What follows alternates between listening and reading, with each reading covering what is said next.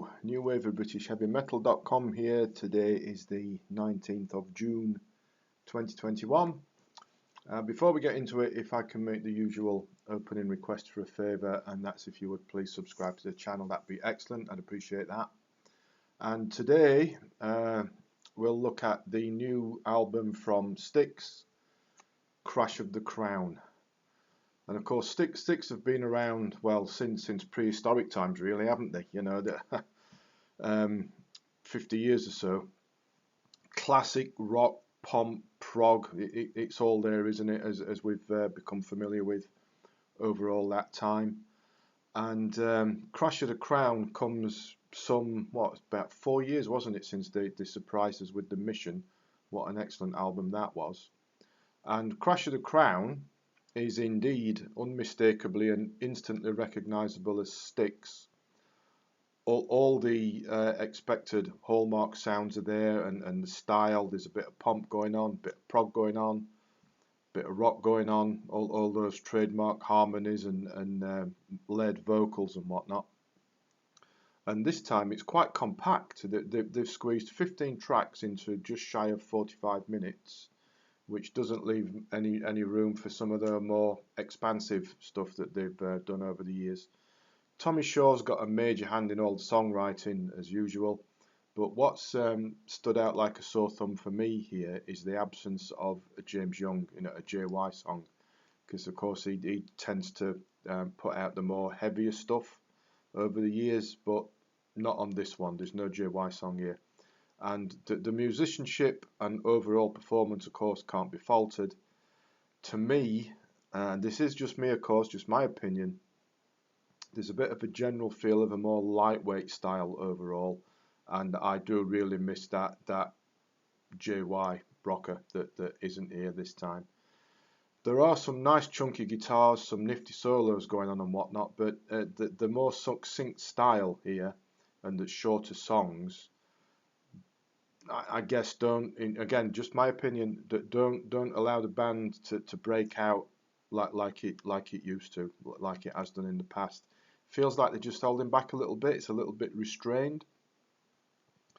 Fight of Our Lives is an okay opener. A Monster progs it up a bit, just like Six or So Adept at. I like that one. Reveries, pleasant enough, as are Hold Back the Darkness and Save Us From Ourselves. The title track is perhaps the first, what you might call proper Styx song, if you prefer the older days like I do. It's got some welcome bite to it. It's pretty heavy. It progs it up a bit, and they do squeeze quite a lot into quite a shortish song here. There's quite a lot going on, and it's a proper grower. I like that plenty. The rest of the album is perfectly enjoyable enough. And an enjoyable listen, but I say it doesn't quite feel like it breaks out as much as it threatens to do, and perhaps that's arguably handicapped by the restraints of the general shorter running time. Say squeezing 15 tracks into 3/4 of an hour, that's only an average of around 3 minutes a song, although there are some that are much shorter than that. Long Live the King and To Those are nice chunky rockers. They've got some edge, they've got some bite, got some good stuff going on. Whereas to contrast that, things like Lost at Sea and Stream, I think, are a little bit on the lightweight side for what I prefer. Now, don't let that put you off, because Crash of the Crown is undeniably a good album. Tommy Shaw and the boys, plenty going on. I do like it, but as I've said, overall, to my ears, it sounds just that little bit restrained, like the brakes are on a little bit, and it's not as adventurous or expansive as The Mission was a few years ago. But say it's still a perfectly fine, enjoyable album, and as a long-time Styx fan, all the way back from the Equinox days, I do like it plenty. Although to me it does miss that bite that's tended to be there in the past.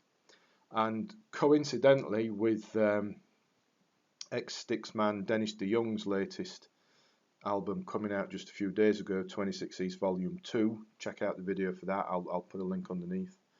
That came out just a few days ago. Purely coincidental, I'm sure. Hot. Anyway, I do prefer Dennis's latest over Crash of the Crown. but that's just personal preference, and they're both good albums, but I do prefer Dennis DeYoung over Crash of the Crown. But I say, don't let that put you off, because it is a perfectly enjoyable album, if a little bit shy of proper classic Styx, in my opinion. If you would like to check it out, there is a link, as always, in the description to the album on Amazon. It's all its various formats. Also a link to the blog post if you'd like to read that. So all that remains for me to do is say, please subscribe to the channel if you haven't already. That'd be excellent. Thanks for watching, thanks for listening, and as always, take care.